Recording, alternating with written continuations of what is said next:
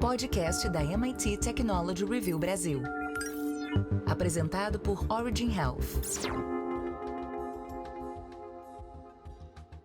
Olá, bem-vindas e bem-vindos ao podcast da MIT Technology Review Brasil, apresentado pela Origin. Eu sou Laura Murta e estou com Camila Pepe e hoje a gente tem a segunda parte do debate, que tem como base o artigo de Roberta Arinelli e Manuela Albuquerque, que faz parte da edição especial da MIT Technology Review Brasil sobre doenças raras, falando um pouco do panorama da América Latina. Lembrando que essa é a vertical de saúde da MIT Technology Review Brasil e semanalmente você pode acompanhar as nossas discussões sobre biotecnologia e inovação. Camila, um dos pontos pesquisados é a presença de organizações representativas da sociedade civil. Então, qual foi o panorama encontrado pela pesquisa com relação às associações médicas e de pacientes, por exemplo? Todos os países pesquisados possuem, em menor ou maior grau, uma presença significativa de organizações representativas da sociedade civil. Essa análise traz uma perspectiva positiva para a progressão daqueles que estão em estágio inicial ou intermediário. O destaque é o Uruguai, o único com pontuação máxima no quesito engajamento fora do estágio avançado. Os demais países são Argentina, Brasil e Colômbia. De acordo com a presidente da ATERU, uma associação do Uruguai, Andréia Faleiro, a sociedade civil organizada está ativa na busca pela instituição de um marco regulatório. Ela conta que, com mudanças de governo, projetos de lei ficaram parados. Eles retomaram a iniciativa da associação para atualizar um projeto de lei que, neste momento, está no Ministério da Saúde Pública, para informar ao próprio Ministério que a associação, a representação de seus associados e do resto da população com doenças raras vai apresentar este projeto no Senado. Ela fala que eles não precisam da aprovação oficial do Ministério da Saúde Pública, mas que é importante que tenham consciência de que existe um projeto e que é necessário ter uma lei que proteja as pessoas com doenças raras. Na avaliação da diretora executiva da Federação Argentina de Doenças Raras, Luciana Scatti Peñalosa, o amadurecimento de políticas públicas no país teve a participação fundamental da sociedade civil. Ela conta que durante anos, as organizações de pacientes e familiares se posicionaram como atores chaves, tendo uma ligação direta com as populações. Eles se tornaram agentes de informações valiosas em termos de aprendizagem sobre as experiências de vida real das pessoas que navegam no sistema de saúde. No entanto, a representante reforça a necessidade de inclusão das sociedades médicas nessa construção. Ela fala que as organizações têm que ter muito cuidado para não transferir suas competências quando estão falando de doenças. Na Colômbia, o médico geneticista Inácio Zarante corrobora com a avaliação do impacto das associações. Além disso, ele conta que o trabalho colaborativo entre elas é um exemplo positivo. Ele explica que as associações de pacientes na Colômbia têm uma força muito grande, que existem 3 grandes grupos e eles ajudam as pequenas associações. Elas recebem apoio administrativo e treinamento sobre como lidar com questões jurídicas. O médico geneticista Roberto Giuliani, que é professor do Departamento de Genética da UFRGS, fundador e membro do Serviço de Genética Médica do Hospital das Clínicas de Porto Alegre, também destaca a atuação tanto de associações de pacientes quanto das sociedades médicas na construção de políticas públicas para doenças raras no Brasil.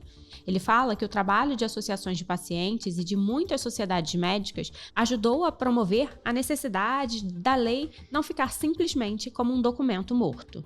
No México, segundo o vice-presidente da Aliança Ibero-Americana de Doenças Raras, Jesus Navarro, há um trabalho para direcionar as discussões sobre doenças raras diante da descontinuidade de ações ocasionada pela mudança de gestões.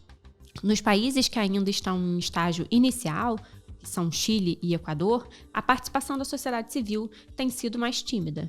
Alejandro Andrade Araya atribui isso ao fato do tema ter pouco apelo social no país. Para o médico neurologista Otman Fernandes, a sociedade civil ainda tem uma atuação muito pontual no Equador. Faça parte da comunidade MIT Technology Review Brasil e assine nosso conteúdo em mittechreview.com.br/assine. MIT Tech Review /assine.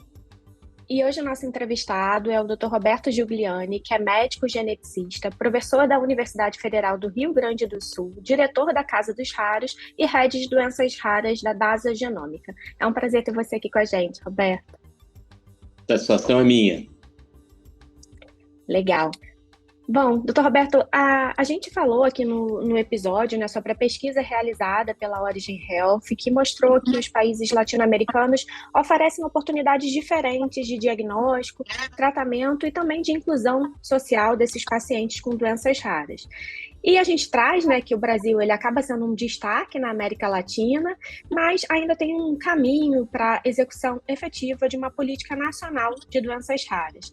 Como o seu conhecimento, até pela sua participação em todas essas oportunidades que você tem na causa dos pacientes com doenças raras e também sabendo da importância dessas políticas públicas nesse contexto para esses pacientes, eu queria que você contasse um pouco, com base na sua experiência, como que a atuação das associações de pacientes e também das sociedades médicas pode contribuir para a construção dessas políticas públicas para as doenças raras aqui no Brasil. Pois é, o Brasil tem realmente uma política para doenças raras que é algo bastante interessante, bastante bem formulada, e ela é fruto, né, de um trabalho longo que envolveu as associações de pacientes, envolveu as sociedades médicas, claro que teve, digamos assim, a participação importante, né, do poder público através tanto da sua Câmara de Deputados, de senadores e também do Poder Executivo, né?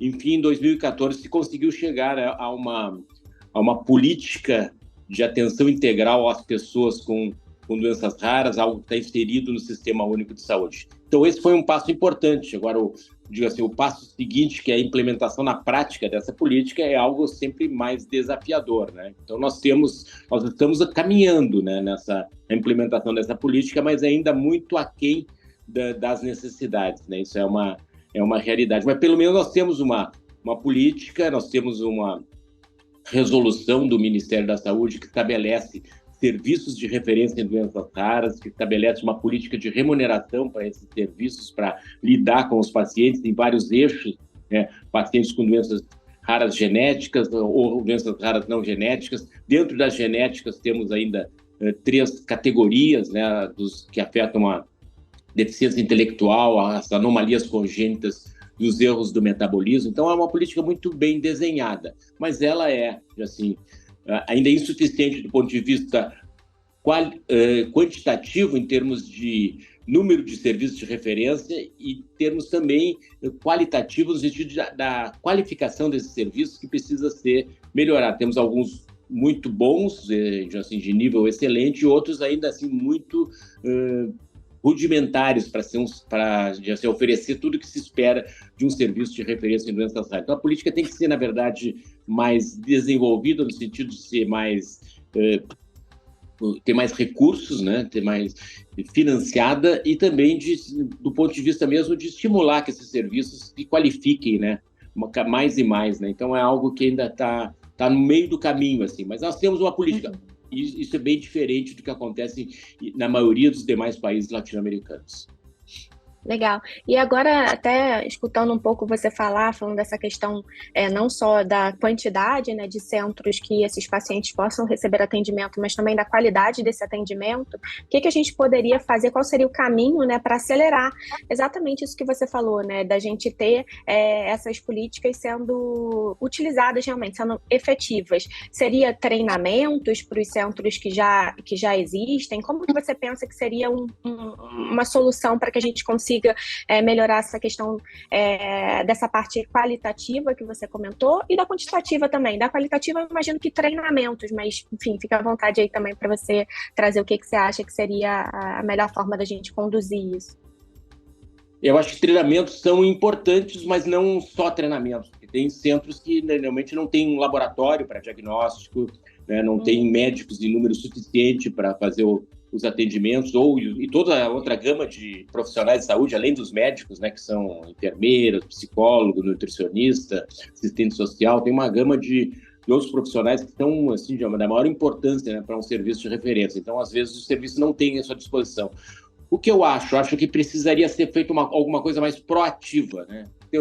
Tem alguns serviços, vou dar o exemplo do nosso aqui, do Hospital de Clínicas de Porto Alegre, é um serviço muito bem estabelecido, então ele foi reconhecido como serviço de referência em doenças raras lá no início da política, um dos primeiros a ser reconhecido, então ele realmente tem todas as condições para ser, mas tem outros serviços que precisam ser fomentados, precisa ter uma ação mais proativa no sentido de qualificar o pessoal, como tu colocaste, mas também de repente, contratar mais gente, contratar profissionais qualificados para atuar em doenças raras, comprar equipamentos, ter um acesso a exames diagnósticos. Então, tem toda uma questão de fomentar mesmo o desenvolvimento dos serviços de referência. Eu acho que isso seria da maior importância, especialmente em regiões como o Norte e Nordeste, que ainda estão, assim, um passo atrás nessa questão da qualificação dos seus serviços de referência. Precisa ter uma ação proativa, né, por parte do Ministério da Saúde, que é que coordena os serviços de referência, para que esses serviços realmente se qualifiquem como se espera, né, que eles possam cumprir essa missão de ser serviços de referência em doenças raras. Perfeito. E agora, a pesquisa ela também trouxe, além dessa questão da política pública, toda uma questão que vai desde o registro de medicamentos para doenças raras ou de produtos para a saúde, a questão da precificação desses medicamentos e também como que a gente garante o reembolso desses medicamentos na saúde pública dos países, né? E aí, no contexto do Brasil, eu queria ouvir um pouco de você, como que você acredita que a gente pode melhorar esses processos, pensando nesse contexto, né, das tecnologias, seja ela para tratamento, diagnóstico, desses pacientes raros? Pois é, temos assim um número grande de novos tratamentos para doenças raras, ainda muito insuficiente para a demanda. Nós temos em torno de 5 a 10% das doenças raras que têm um tratamento específico. Mas, enfim, quando se tem um tratamento específico, nós temos algo a oferecer para esses pacientes. E o que acontece hoje é que muitos desses tratamentos são aprovados pela Anvisa, são precificados pela CMED, mas depois eles não levam muito tempo para serem incorporados pela Conitec, para serem disponibilizados no Sistema Único de Saúde, né? Esse é um gargalo importante, né? E eu acho que precisa ter uma maneira de abreviar, né, essa incorporação. Não sei se através de uma ação mais rápida ou então talvez de uma ações proativas no sentido de buscar quais são os tratamentos disponíveis e já fazer esses protocolos de tratamento, né, já de uma maneira mais célere, né? Isso que nós temos, por exemplo, vou dar um exemplo aqui do medicamento para mucopolissacaridose tipo 2. É uma doença rara, ele foi aprovado no mundo pela primeira vez em 2007, e no Brasil até foi rápido, a Anvisa aprovou em 2008, mas só em 2018 ele foi incorporado e se tornou disponível para os pacientes. 10 anos, né, desde a aprovação pela Anvisa até a incorporação no SUS, e nesses 10 anos muitos pacientes assim, perderam oportunidades de terem uma vida melhor, porque eles não podiam ter acesso ao tratamento, né? E alguns, claro, recorreram à via judicial, que a gente sempre acha um último recurso que deve ser evitado, mas, enfim, algumas famílias recorrem e conseguem acesso a esse medicamento por essa via. Mas o bom seria a gente ter acesso pelo Sistema Único de Saúde, o acesso na dose adequada, no fornecimento adequado para quem precisa, né? Então, isso é algo que a gente deve buscar. Eu acho que acelerar a incorporação, claro, dos produtos que merecem, né, que têm esse reconhecimento, que realmente são capazes de mudar a história natural da doença. Agora, se a gente pensa até no processo como ele acontece hoje da Conitec, eles têm aquele período de 180 dias, né? Uma vez que é feito o pedido para inclusão de algum medicamento dentro do SUS, até essa decisão final. É claro que a gente sabe que tem aí mais um prazo também até que, de fato, esse medicamento seja disponibilizado para o paciente. Mas eu estou entendendo que talvez exista alguma coisa nesse processo que diminua, até prejudique o momento em que esse medicamento ele solicite esse pedido de incorporação, né? Demora, até por esse exemplo que você trouxe, desde o momento que tem um registro até o momento que, de fato, alguém solicita a inclusão desse medicamento dentro do Sistema Único de Saúde, talvez tenha uma barreira nesse sentido também. E tem a questão de custo, né? Você consegue imaginar o que a gente poderia fazer para encurtar esse processo? Essa questão do colocaste do custo é algo muito relevante, porque muitas vezes os medicamentos não são incorporados porque se calcula que eles tragam um ônus significativo aí para o sistema de saúde, e por essa razão eles deixam de ser incorporados. Acho que isso tem algo que tem que ser colocado, tem que ser discutido, tem que ser negociado, né? O Brasil, em geral, tem conseguido obter preços bem mais baixos do que a maioria dos países nessas negociações, mas acho que acima da negociação de preço está a vida do paciente e os benefícios que ele pode ter com o tratamento. Então, acho que são duas coisas que têm que ser colocadas na balança, né? O custo e os benefícios, né? E se tentar chegar a melhor solução. Eu estou mais do lado do médico, que vê o paciente, né? Então, a gente está sempre querendo dar o melhor possível para o paciente, mas é claro que tem a questão do custo, né, para o sistema de saúde. Mas, na verdade, eu acho que essa área de saúde, né, deve ser priorizada em relação a outras áreas aí, e nós temos que financiá-la melhor, né?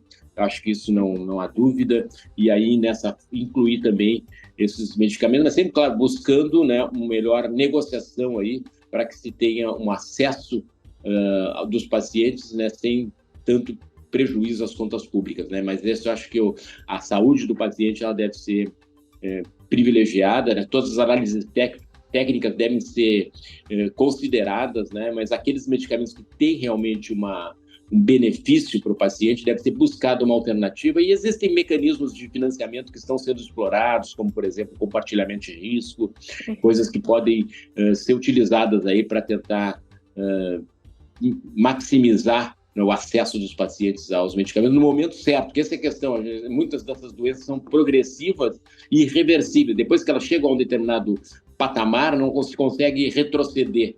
Então, o tratamento ele tem um timing, né? E isso é muito importante a gente considerar, né? Então, é algo bem relevante também. Por isso, a gente insiste também em outras teclas aí, como, por exemplo, aumentar o teste do pezinho para ter um acesso ao diagnóstico mais cedo e poder tratar o paciente no momento em que ele é mais beneficiado.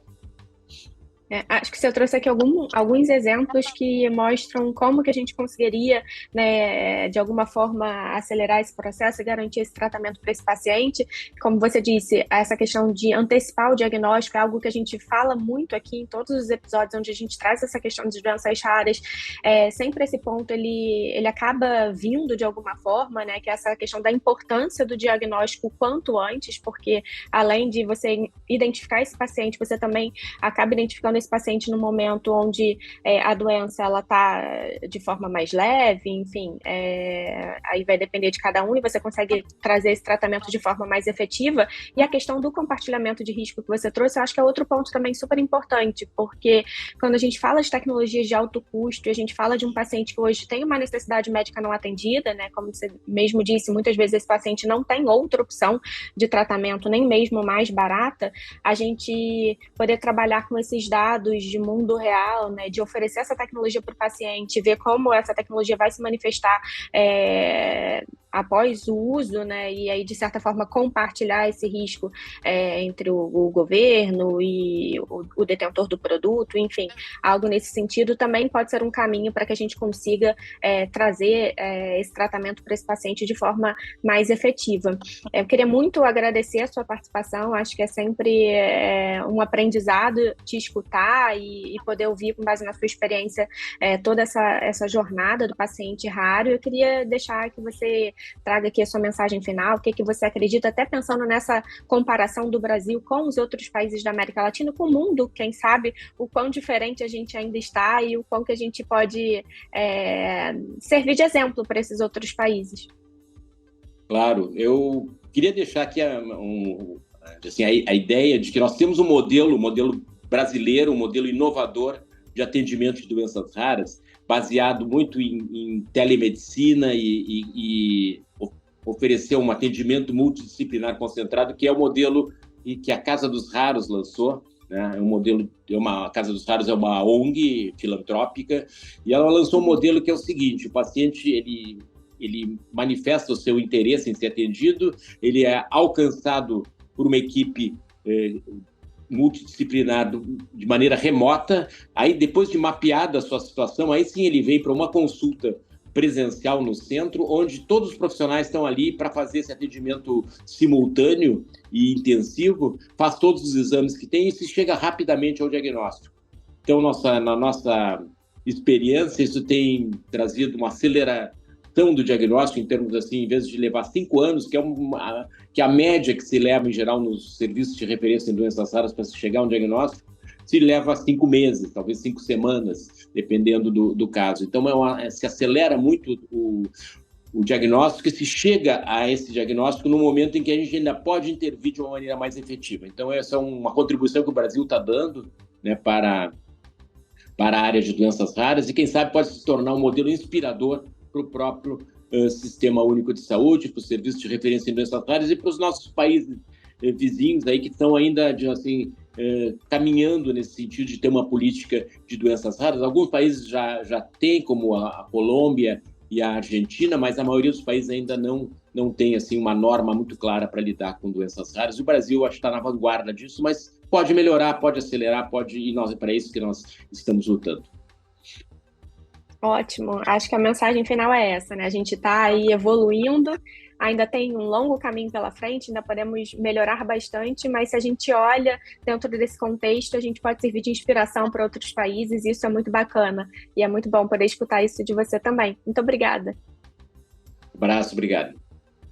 E antes de terminar, eu quero te convidar para acompanhar a gente nas nossas redes sociais. Vai lá em @MIT Tech Review BR e também te convidar para conhecer a nossa edição digital de abril, Energia em Revolução. Vai lá no nosso site, mittechreview.com.br. Semana que vem tem mais e eu espero você. Até lá! Você ouviu o podcast da MIT Technology Review Brasil. Apresentado por Origin Health. A maior publicação de tecnologia do mundo agora está no Brasil.